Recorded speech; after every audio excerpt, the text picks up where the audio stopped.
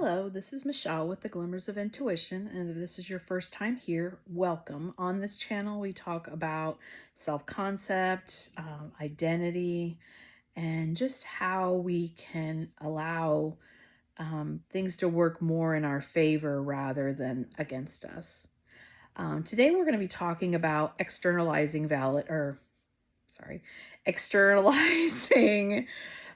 shame. I talk a lot about self-validation, and you'll hear that a lot on my channel just because these are things that I've overcome that once I did, I felt 1,000 times better. So I am happy to share that with you. So in this video, I'm going to talk about kind of what you can do to fix, or kind of change. I don't want to say fix because I don't want people to think that they're broken because you're not, but just kind of, go about in a different way of looking at shame so you can externalize it rather than internalize it. Because a lot of times, there's healthy and toxic shame. Healthy shame is kind of like, as a little kid, your parents would, tell you, don't go in the street, you're gonna get hit by a car. That's more of a healthy where it's trying to keep you safe, and um, the toxic would be like, let's say you've done something, or um, like for me, I used to have my identity wrapped up in my job. Like I used to be a medical rep. So when I had uh, two situations I can remember that I got let go, and I remember like just feeling so deflated because I had this story running that my worth was wrapped up in making six figures a year, which I have since kind of let that go. But I had all this shame, and it was shame that just really didn't necessarily need to be there. So, um, if you've gone through a divorce, you may have shame on, especially if there's kids involved, that you feel like, oh, if I would have done X, Y, and Z, or, and you feel like that you're kind of stuck and that, love doesn't work for you, or, in the job that, your current financial situation, it's never going to get better. But I'm here to tell you on both of those, it does. And it actually, you surprise yourself as to when you start telling yourself better stories, how you're able to show up for yourself better. And in regards to shame, how toxic shame kind of continues and it hinders you is that you feel that, you are the shame. So it stays internal, it stays inside of you. Where if you go to therapy, or if you have like a healthy partner, a healthy, I mean somebody safe that's not going to judge you, or friend, or even a therapist, those are all places where it's somebody that's not going to judge you for what you're going to tell them. And we're all, nobody is perfect, and I think a lot of times, and myself included, we walk these paths. And, another example is my divorce. I never wanted my children to have to go in between two families. Like uh, that was a big hurdle for me to get over. But I'm here to tell you, because I had wasted a lot of time in this internal shame realm, and I didn't even realize it, but I was just telling myself this story that, one, I'll never find love again, which is a lie, and two, it'll never be what I had in my marriage. And those were both lies, because I found something way better, and I'm way better. But at the time, so if you're in that situation, I just want you to know that it's not hopeless, and you're going to get out of the shame.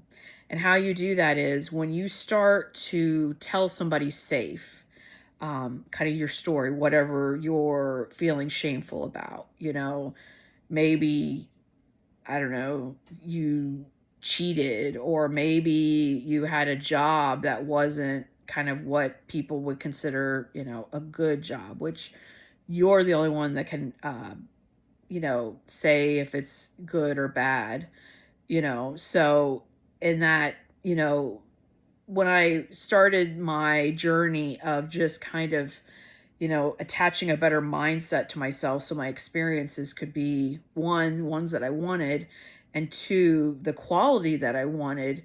One of the keys is to kind of, let the external noise be there, but you don't have to absorb it.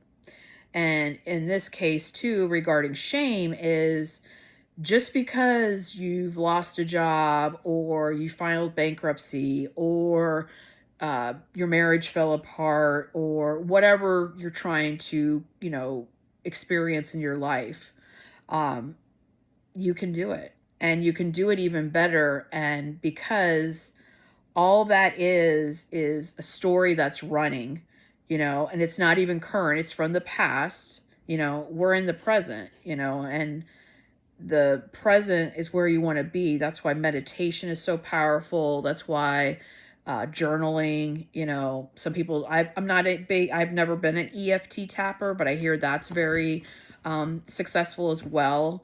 But once you tell somebody that, kind of your truth, or of what happened, and they're not judgmental, it allows you then to kind of start to have this inner safety within yourself.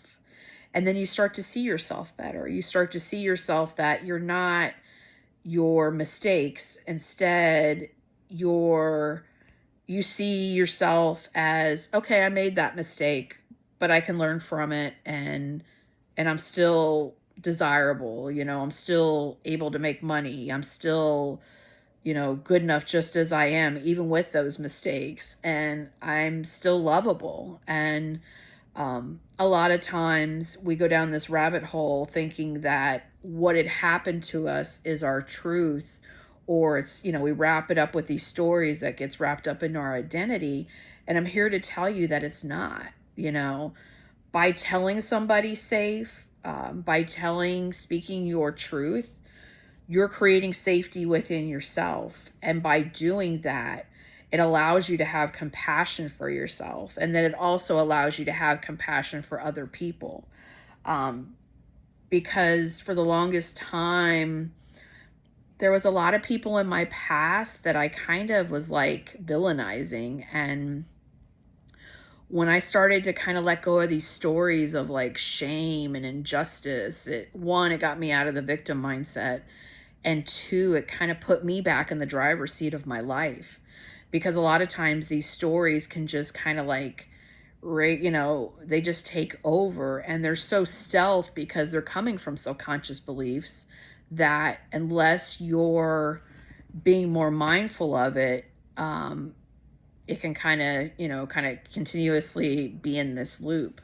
But I'm here to tell you, because I'm proof of it, that you can overcome it. And not only overcome it, you can make it better than your past was. Because I know, like, with me, I was like, oh, I can never give my children, the life that, again, it was a story, and my kids and our life just keeps getting better and better. And it's better than it was when I was married. But at the time, I felt like, like this big failure, and I had this like big shame story going on. But once I started to kind of unpack it, it started to allow me to see inside that, okay, I'm still a good person. I fucked up, but, you're still, even if you fuck up, you're still a good person. So, I guess that's kind of my message with this video, is that, if you're in where you feel like you can't talk to anybody, you could try to seek out, somebody that is safe, being a therapist, clergy, a friend, anybody that you feel won't judge you, and, allow and also the second thing is to kind of trust the process. I think a lot of times we start doing this kind of work and we expect, if we don't see the result we want, that it's not working. I'm here to tell you it is. You just have to kind of trust the process too. It doesn't take forever. Like, I took a long time on what I call a healing journey, where I didn't need to be. And that's why I created this channel, to kind of help people kind of just get on with it. But I'm not like saying it in a sense of like telling your, your past to kind of, just forget it and move forward. No, I'm telling you like that it's okay to have these pasts, and it's okay to be, you know, it's okay to make mistakes. And it's also okay to let yourself off the hook.